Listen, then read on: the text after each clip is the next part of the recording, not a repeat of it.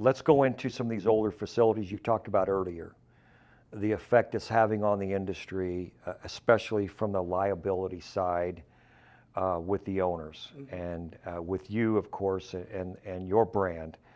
What do you see in the future when it comes to the liability of someone getting hurt on site, particularly going to be with the only moving part per se, well, parts, major part is a door or a gate.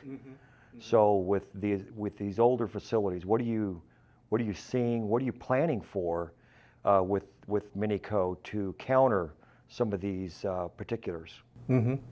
I'd like to say that one way I describe it is we definitely want to piggyback off of initiatives such as Janus's initiative to go out and upgrade these dated facilities. As you know, and we've discussed before, that there's a significant percentage of facilities today that are over 20 years old.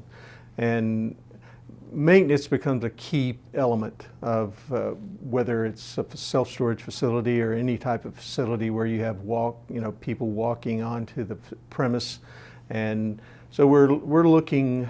We feel like it's a very good time from the standpoint of doors being replaced, because as you know, and many times it's a case where someone the door breaks or something happens to the door that malfunctions and falls on someone.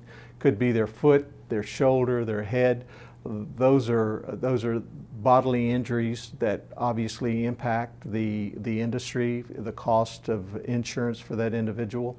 Not only does the individual impacted from their own loss ratio, but it impacts the entire self-storage industry, because it's looked at as a class of business by the insurance carriers, and the loss experience of that class of business is impacted by probably a small percentage of the industry.